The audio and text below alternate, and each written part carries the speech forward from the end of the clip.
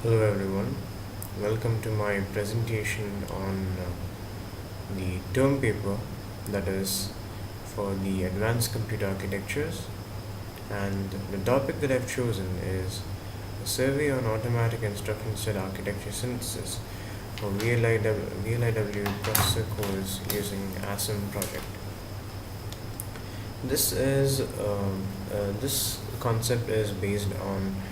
Uh, Let me try to make it simple. I'll split this heading that you have seen here. In this, as you can see, ISA means the instruction set architecture. That's here. Instruction set architecture means that it is the computer organization that provides the commands to the processor to and tells it that what to do. They have addressing modes, instructions type, the data type, input-output operations, and interrupts that that they carry out with them for the process to be done in a certain computer system.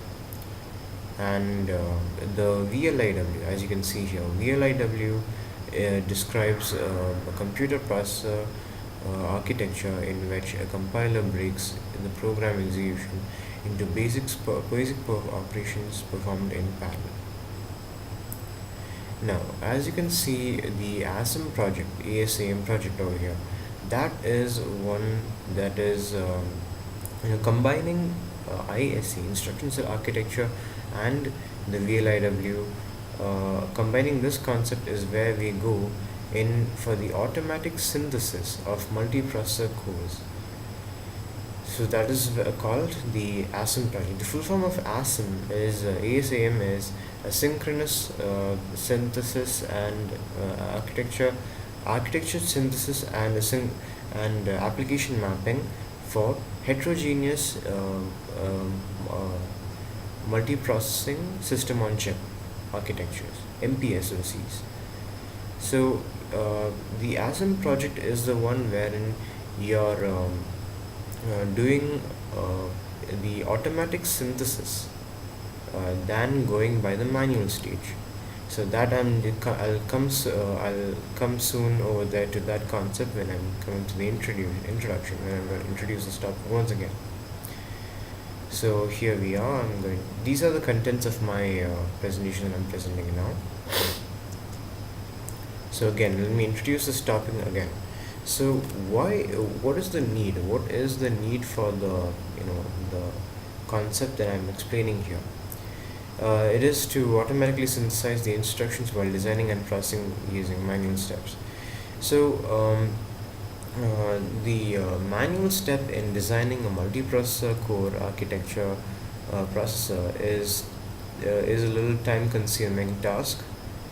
So to overcome those manual steps is where we come in for the need to eradicate that problem, and that is by automatic synthesis of instruction set architecture by the ASAM project. So that is the solution which I told you just now. It can further help experienced designers to implement multi-core processes more efficiently. In the existing methodologies is where the designers used certain processing tools like Cadence, Xilinx, Silicon Hive, and TTE based design softwares. So using this is where they happen to come with the formalisms and also NML, language ISA, to design efficient processors, that too in the multi-core aspects. So the problem is in the manual designing, as I told you again, which is a little time consuming, and the problem needs to be solved even better. So I'll just move on to the next slide. Here I've made a list of have made a long list of literature survey and its comparisons that has been taken up in the in relative to the previous methods used to this one, which I have presented in this term paper. So, and it is to explain why the method I have described in the term paper is more efficient than the previous methods used. So before going into that, let me show you some pictures over here that I've taken from the base journal paper that I've referred, and that is the first one. As you can see in my term paper, this is the first and foremost base paper that I've referred, and that is relative to the reference papers in this reference columns on this list that you can see here. So I'll show you the one, since I can't put it in the PPT, and then the size shrinks, is why I'm showing the pictures separately, and these are same pictures that I've used in my term paper report. Okay, this is one example of a TTA processor designer, and this is one user interface where the designer is used to create the create and design and decide methods on where to put what in a multi-core processor architecture. It is just a gist of it, and in-depth is not being explained, because as you can see, this is just an designing software when it's only familiar with the designers. So, and it is manually made,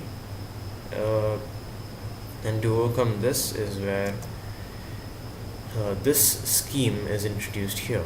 This is the proposed methodology for the ASAM project.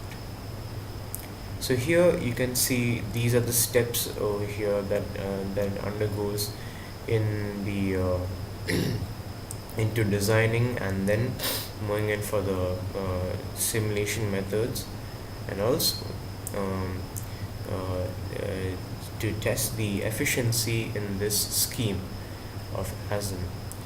Now, in the ASM also involves ASIP design, and here the inputs are fed in using the C code stimuli and the user constraints that's fed in through here, goes in with the macro level inspection and the micro level inspection.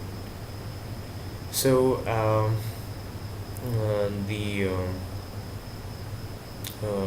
and so on and so forth with the remaining flow of controls that gets into the silicon hive tools, which is the prominently used designing tool, just where we put a modification into its into installing its automatic synthesis concept. So there is where we come to the complete system architecture. Having done and ascertained all these possibilities is where we prototype it, and then finally we come into the computer system architecture. The final output yield for a multi-core processor architecture is yielded in this stage.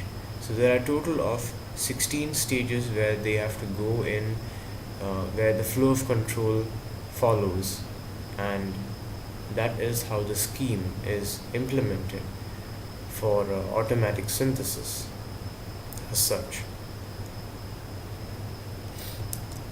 Coming back to the slide. So now that you have seen the present methodologies that's been used, here are the here is how we compare them. So why I've chosen the first methodology is where that involves simplified ASM flow design, which you saw just now. It has its advantages and disadvantages. It combines shrinking and reduction technologies, and it has reduced exploration time. And the disadvantage is it does not further explain methods and is further methods, and is limited for the for extensive future use. Or more simply put, if there are any future enhancements as such to be thought of, is where we can also use we can install it in them and think of another idea further. So moreover, I mean, simply put, there aren't any disadvantages. I've just put it for in that sense that there is an this is the efficient one, and any future enhancements can be thought of it in the future. Next, um, I'm comparing this with the references 2 to 5, and these are the names of the papers that I've referred. So, next is the basic architecture, and the method is just the preliminary and an overview of the ASM flow design. So here exists the development, yeah, the advantages. The advantages is the development of ACP based MPSOCs for high demand applications. Having seen in this preliminary is where the first stage come into the development of ASIP based MPSOCs. So mm, the that concept is where it has an advantage for it. It is resulting, having done this preliminary in that design stage comes to the advantage of the development of ASIP based MPSOCs. That's the advantage. The disadvantage is it does not explain the automatic IC synthesis for the processes, which is explained in my base paper that I've chosen. So that is the disadvantage. Next, the one I've chose is the architecture implementation using the machine description language ISA. So this uses LPDP to design phases. That's the method being used. The advantages are the optimized result for maximum frequency, timing, and power consumption. So that is the advantages. It has optimized results for these parameters, or the so-called metrics, before contributing to the later stages. Uh, the disadvantage is unable to share or request resources or from memory. It is unable to contribute the memory resources while having implemented this architecture. Next, language ISA, that is LISA, and for cycle-accurate models of programmable DSP architectures. The method used is the instruction set model to execute blocks of tasks. And so since this is the method being used, the advantage is it supports different description styles and various models at abstraction levels, but the disadvantage is it needs to model further with real-life process architectures and fast simulators.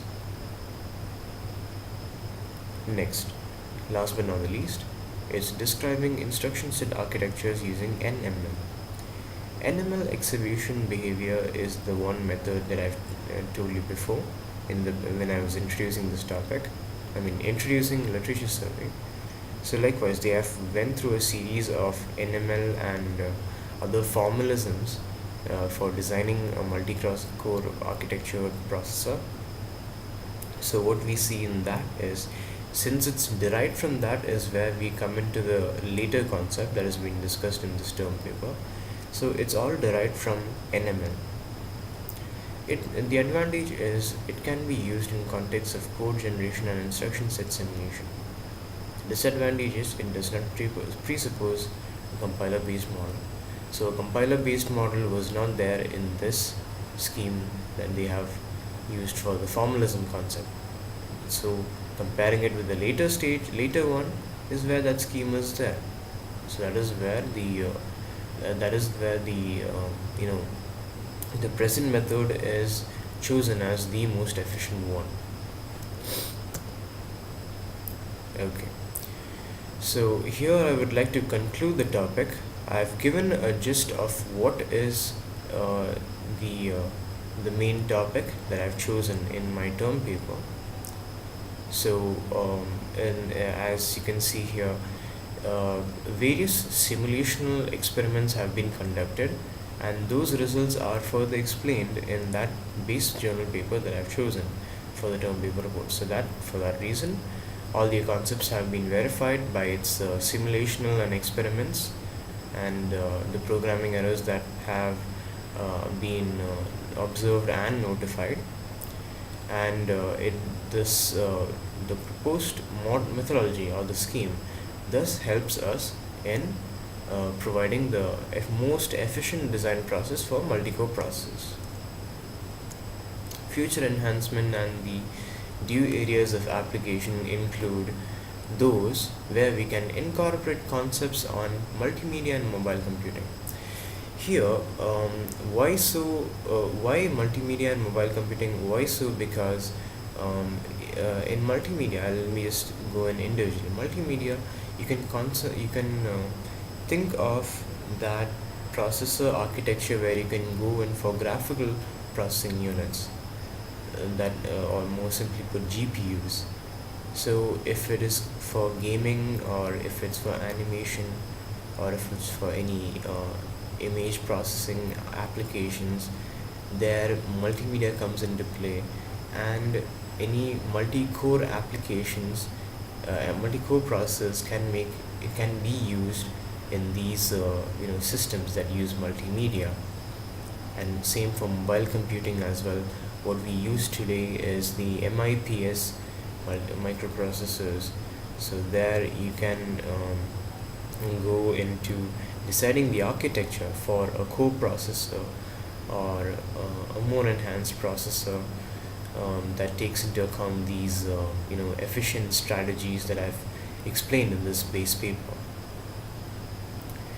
And another one, future enhancement, is where we can use certain possibilities to be ascertained, like that of probabilistic or game theory approaches. That is a mathematical and a fundamental thing to be proposed here, wherein you can decide on based on probabilities, probability approaches. That has to go in depth, but that is one sure future enhancement. Okay, thank you for watching this slide, and please refer my term paper report for further information. Thank you very much.